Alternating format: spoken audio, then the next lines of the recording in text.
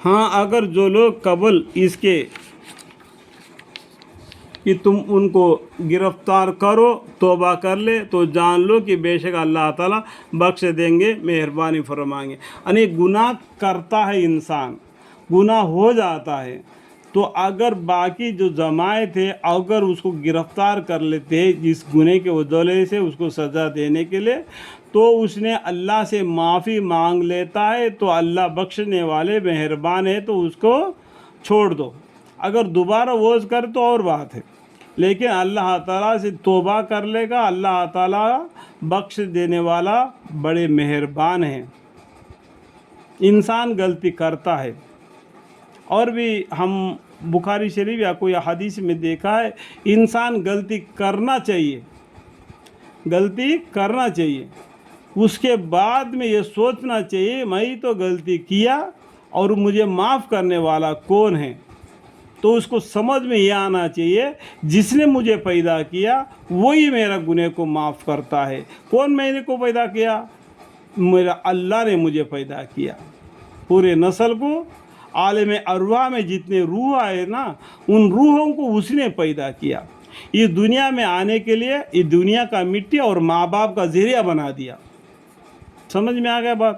تو اللہ نے مجھے پیدا کیا، میں نے غلطی کیا تو میرا غلطی کو اللہ معاف کرے گا کر کے اس کو بھروسہ ہو کے اللہ سے معافی مانگے گا تو اللہ تعالیٰ غفور رحیم ہے۔ یا ایھا الذین آمنوا توبوا الی اللہ توبۃ نصوحا، قیامت سے 80 سال پہلے توبہ کا دروازہ اور ایمان کا دروازہ بند ہو جاتا ہے۔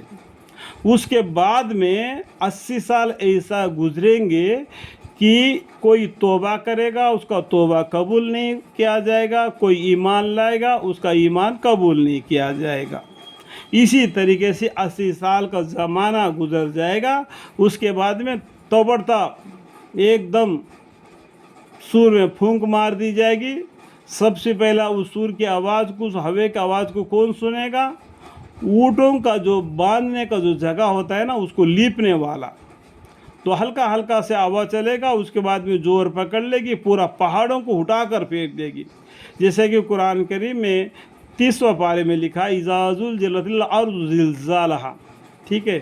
اس کے بعد میں اور حشر قائم ہو جائے گی، اللہ تعالیٰ کا ایک فرشتہ ایک اعلان کر دے گا، تمام لوگ قبروں سے اٹھیں گے اور بلانے والے فرشتے کی طرف دوڑتے ہوئے میدان حشر میں جمع ہو جائیں گے۔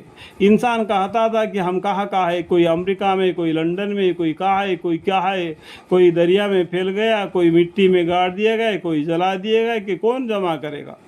دیکھو اللہ کا جمع کرنا اتنا آسان ہے، اللہ نہیں بلکہ اللہ کے فرشتے نے ایک نعرہ لگا دیا تو تمام روح جی اٹھے اور پکارنے والے فرشتے کی طرف دوڑ پڑے۔ دیکھو اللہ تعالیٰ بولتے میرا یہ جمع کرنا، تم چلتے نہیں بلکہ دوڑتے ہوئے میدان حشر میں جمع ہو گئے۔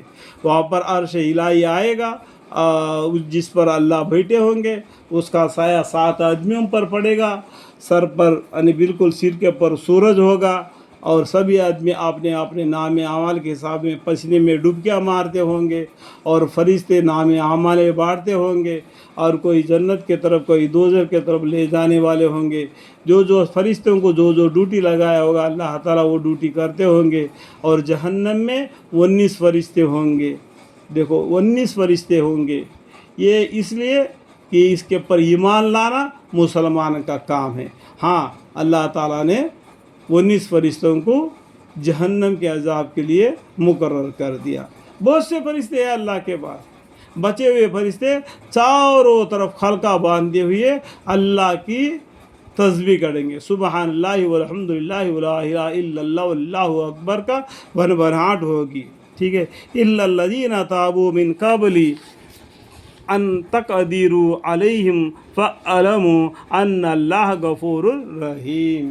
اللہ تعالیٰ میرے بیان کے درمیان میں تھوڑی سی بھی حد سے بڑھ کر بات چیت کی ہو تو میرے گناہوں کو معاف فرمائے اور مجھے علم عطا فرمائے۔ وقل رب زدنی علما وآخر دعوانا الحمد للہ رب العالمین۔